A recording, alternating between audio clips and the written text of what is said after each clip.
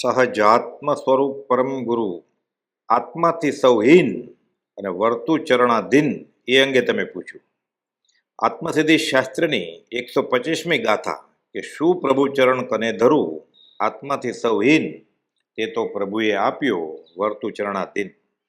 વ્યવહારમાં કોઈનો ઉપકાર વેદાય કે બદલામાં ભેટ ધરવામાં આવે. આ સત્પુરુષ તો વિતરાગ છે અને વળી તેમને તો આ સકળ જગત તે એઠવત જણાયું છે. હવે સકળ જગત તે એઠવત આત્મસિદ્ધિના વિચક્ષણ શિષ્યને આત્માનું ઓળખાણ ગુરુકૃપાએ થઈ ચૂક્યું છે. એટલે એને પણ સમજાયું છે કે આ જગતની કોઈ પણ કિંમતી ગણાતી ચીજ આત્માને તોલે આવે નહીં. આમાંનું કંઈ ધરીએ તો પણ જ્ઞાનીની આશાતના જેવું જ થાય. પણ શિષ્યને આત્માનંદનો ઉપકાર વેદાય છે. આગળ જોયું તેમ અહો અહો શ્રી સદગુરુ. હવે શું આપવું, શું ધરવું? શિષ્ય સમજે છે કે આ જગતની કોઈ વસ્તુમાં જો સ્નેહબંધન થાય છે તો જન્મ મૃત્યુ ચક્રમાં ચેતન વધુ ભટકાય છે. હું ધરું શું?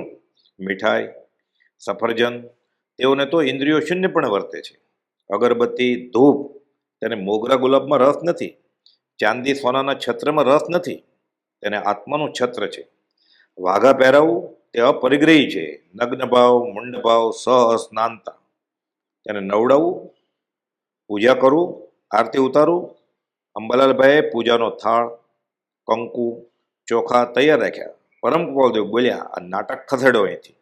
તેથી હવે તો તારું જ ધ્યાન અને તારી આજ્ઞામાં તલ્લીનપણું તે જ બદલો.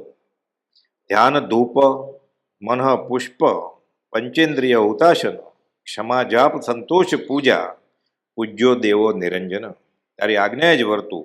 અહો અહો શ્રી સદગુરુ ભગવાન, તમે મારા પર કેવો ઉપકાર કર્યો છે તે હવે મને સમજાય છે. આશ્ચર્યકારક એવો ઉપકાર કર્યો. અનંતકાલથી જે નહોતું મળ્યું તે આત્માનું ઓળખાણ કરાવ્યું. પોતાના ઘરના પાછળના ભાગમાં ઝાડ નીચે દાદાના દાદાએ ચરુ દાટેલા. કિંમત કરોડોની, પણ તેના વારસોને કદર નહીં, તે માયનામાં પણ આવે નહીં. અને પેઢી દર પેઢી ઢસડા કરી પૂરું કરે. યાચકપણું અનંતકાળનું. હવે કોઈ મહદ પીણે કોઈ બતાવનાર ફરી મળ્યા અને બદલાની અપેક્ષા વગર આ જીવોને બોધનો ધોધ પોતાના આત્માના અનંત સુખને છોડીને આપવા નીકળ્યા. 5 સમવાયકાળો ભેગા થયા. મૂળમાં તો એ દાતા સત્પુરુષનું યોગબળ. આ જેવે માનવું શરૂ કર્યું, લાભ થતો ગયો. અંદરથી રણકાર ઉઠ્યો કે આ ડૉક્ટરની દવા મને લાગુ પડી. હવે ભાવ અને ભવરોગ ચોક્કસ મટશે. શાંતિ પમાડે તેને સંત કહીએ, તેના દાસના દાસ તેને રહીએ. દાસભાવ આવ્યો. કયા પ્રમાણે કરતા, ખોદકામ કરતા, ઊંડું અંતર સંશોધન કરતા ચરુ હાથ લાગ્યા. હતા તો પોતાના જ, વારસામાં મળેલા, પોતાના ઘરના વરંડામાં જ હતા, પણ સમજણ નહીં. તેથી જેણે બતાવ્યા તેણે જ આપ્યા કહેવાય ને. તેનો ઉપકાર વેદાય છે. વ્યવહારમાં તો બદલો વાળવા કંઈક ભેટ સોગાદ આપે અને સાટું વાળે. આનો તે બદલો વાળવો કઈ રીતે? હવે હું અહોભાવ રૂપે પ્રભુના ચરણ આગળ ધરું શું? સદગુરુ તો પરમ નિષ્કામ છે. એક માત્ર નિષ્કારણ કરુણાથી ઉપદેશના દાતા છે. પણ શિષ્ય ધર્મે શિષ્ય આ વચન કહ્યું છે, જે જગતમાં પદાર્થ છે તે સૌ આત્માની અપેક્ષાએ તો નિર્મૂલ્ય જેવા છે. તે આત્મા તો જેણે આપ્યો તેના ચરણ સમીપે હું બીજું શું ધરું? એક પ્રભુના ચરણને આધીન વર્તું એટલું માત્ર ઉપચારથી કરવાનો હું સમર્થ છું.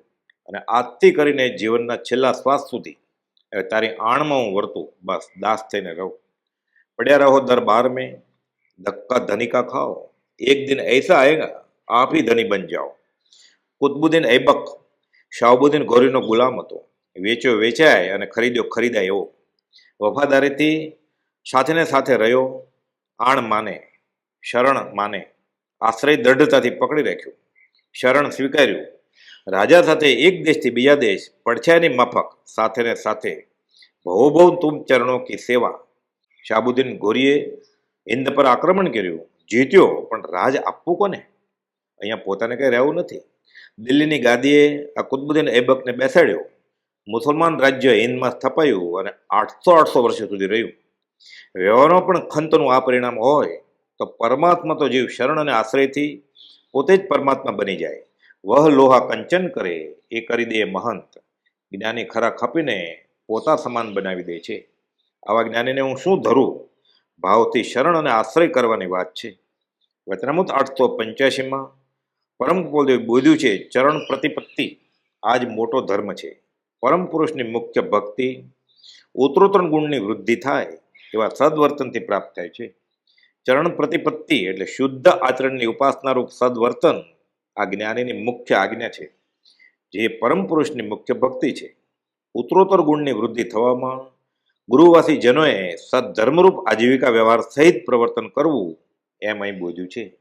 ઘણા શાસ્ત્રો અને ઘણા વાક્યોના અભ્યાસ કરતા પણ જો જ્ઞાની પુરુષની એક એક આજ્ઞા જે ઉપાસે તો ઘણા શાસ્ત્રોથી થતું ફળ સહજમાં પ્રાપ્ત થાય. હવે સમર્પણ ભાવ દાસ દાસ હું દાસ છું, હે રાજ આપ પ્રભુનો દિન. આ દેહ અને આ દેહને લગતી કોઈ પણ વસ્તુ જે કંઈ મારું ગણાય છે તે આજથી કરીને આપ રાજપ્રભુને આધીન વર્તો. કેમ કે હું તો આપ પ્રભુનો દાસ છું, દિન દાસ છું. વચનામૃત 411માં જણાવ્યા મુજબ પૂર્ણ આત્મ સ્વરૂપ જ્યાં વર્તે છે ત્યાં જો સર્વ મહત પ્રભાવજોગ વર્તન ન હોય તો પછી બીજે કે સ્થળે વર્તે તેવું તો બીજું કોઈ સ્થળ સંભવતું નથી. તે આત્મ સ્વરૂપથી મહત એવું કંઈ છે જ નહીં. આ સૃષ્ટિને વિશે કોઈ પ્રભાવજોગ ઉત્પન્ન થયો નથી, છે નહીં અને થવાનો પણ નથી કે જે પ્રભાવજોગ પૂર્ણ આત્મ સ્વરૂપને પણ પ્રાપ્ત ન હોય. સર્વ પ્રકારના પ્રભાવજોગ આત્મારૂપ મહાભાગ્ય એવા તીર્થંકરને વિશે ઘટે છે, હોય છે. સહજ આત્મ સ્વરૂપ પરમગુરુ પાસે આ બધું છે. સુતવિત દારા શીશ સમર્પે તે પામે રસ પીવા જોને, પ્રથમ પહેલું મસ્તક મૂકી વળતી લેવું નામ જોને. તન સે મન સે ધન સે સબસે ગુરુદેવ કી આણ સ્વાત્મ બસે. ચરણનો બીજો અર્થ પગ આગળ રહેવું અને આજ્ઞા પાળવી તે છે. દેવગણજી મુનિ મોહનદાસ વગેરે કહેતા અમારે તમારે શરણે રહેવું છે. મણિલાલ બોટાદવાળા પણ આ જ પ્રમાણે ચરણ સમીપ રહેવા વારંવાર વિનંતી કરતા. આજ સુધી બધું આજ્ઞા વિના ચરણ સેવન વિના થયું. વચનામૃત 166માં કહ્યા મુજબ પરિભ્રમણ ઊભું જ રહ્યું. હવે તો વર્તું ચરણાધીન. પૂજ્ય અંબાલાલભાઈ લખે છે, મારી ચામડી ઉતરડી તમારા જોડા કરાવું અને અનંતકાળ તમારો દાસ થઈને રહું તો પણ બદલો વળે એમ નથી. દેવગણજી મુનિ દેવા માતાને કહે છે, માતા આજ્ઞા આપો એટલે અમારે અહોરાત્ર કૃપાલદેવ સાથે રહી શકાય. આજથી અદ્યક્ષણથી આયુષ્યના છેલ્લા સમય સુધી આ શ્રદ્ધા, આ આશ્રયને આ શરણ રાખવું જરૂરી છે. વચનામૃત 719. હું તો અધમાધમ, હું ઝાડુ મારીશ, હું ઘંટ વગાડીશ, હું કૂવામાંથી પાણી ખેંચી લાવીશ. પૂજ્ય બ્રહ્મચારીજી. પૂજ્ય સૌભાગભાઈ અને પૂજ્ય પ્રભુશ્રીજી તો પ્રથમ મિલનમાં જ 3 નમસ્કાર કરે છે. હવે બીજો મન મંદિર આણું નહીં. આ શરણ, આ આશ્રય અને આ વર્તુ ચરણાધીન સહજાત્મ સ્વરૂપ પરમ ગુરુ